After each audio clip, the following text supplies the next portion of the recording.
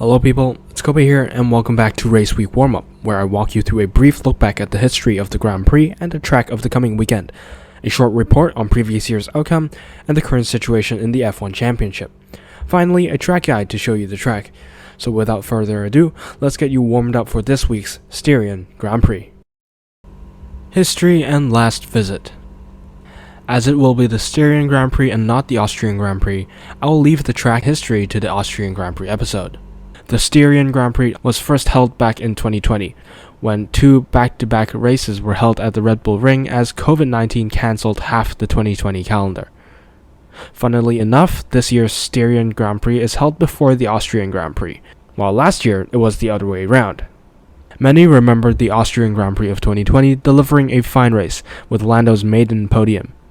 Unfortunately, its younger sibling, the Styrian Grand Prix, despite being pretty much the same track, didn't put up as big of a show, as the infamous hand-bought Ver was again up for show.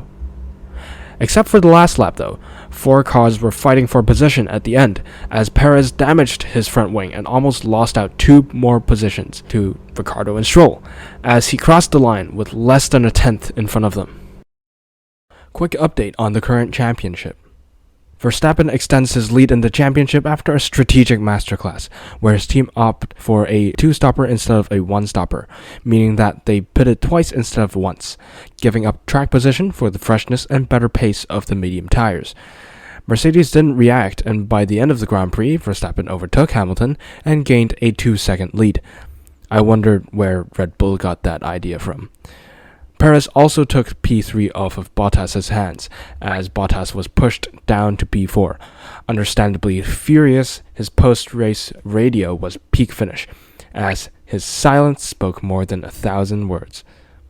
So now Verstappen leads Hamilton by 12 points, and Verstappen may have wanted the extra points gained from Baku, but on the bright side, a win on the presumably Mercedes track would undoubtedly bolster their confidence as they head towards the Red Bull circuit. Literally. They look to be ready to mount an incredible challenge towards Mercedes. Further down the order, Perez maintains his P3 in the championship, holding 84 points, with Lando close behind, holding 76 points after an impressive P5 finish. He has been consistent all season long. It's interesting to see how he will fare as Daniel Ricciardo improves. With a P6 finish this weekend, Daniel Ricciardo seemed to have a brighter weekend as he promoted himself to P9 in the championship from P10 last time round. Track brief. The Styrian Grand Prix and the Austrian Grand Prix is held at the Red Bull Ring, years prior known as the A1 Ring. The track is 4.318 kilometers long and consists of 10 turns. With 3 DRS zones, it is a great place for overtaking and a lot of action.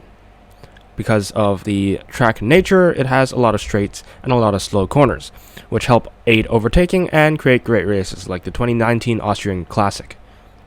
The race lap record is achieved by Carlos Sainz Jr. in 2020, with a time of 1 minute 05.619. Track.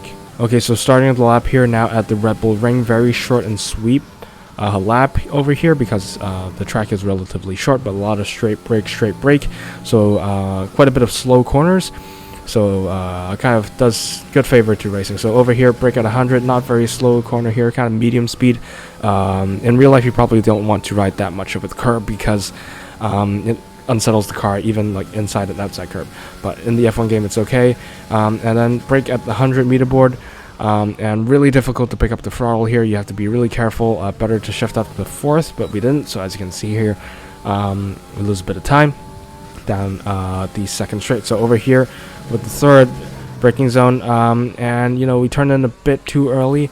We could have broke a bit more aggressively, I think, and turned in a bit more later to get that exit. But as you can see here, 2 fast corners coming up, and we gain a good chunk of time there. Run a bit of the outside curb. Remember last year, with all the struggles with the vibrations through the curbs, so obviously in real life you don't want to ride that much curb or else it'll unsettle the car. Very fast right-hander here, very tricky to get right final corner with that curb in the middle. If you ride it, the suspension takes quite a bit of a hit, and if you don't, well, it's quite easy to drift wide. So that is it, very short and sweet lap in the Red Bull Ring. Yeah, hopefully we can see quite a bit of battles going on here, and that is a lap. So that is it for this week's Race Week warm-up. Be sure to leave a like if you enjoyed this type of video, and subscribe if you want to see more content. I want to thank you all so much for watching again, and I'll see you all next time in the actual Austrian Grand Prix, again at the Red Bull Ring. Stay tuned, and I'll see you next time. Goodbye, dear viewer.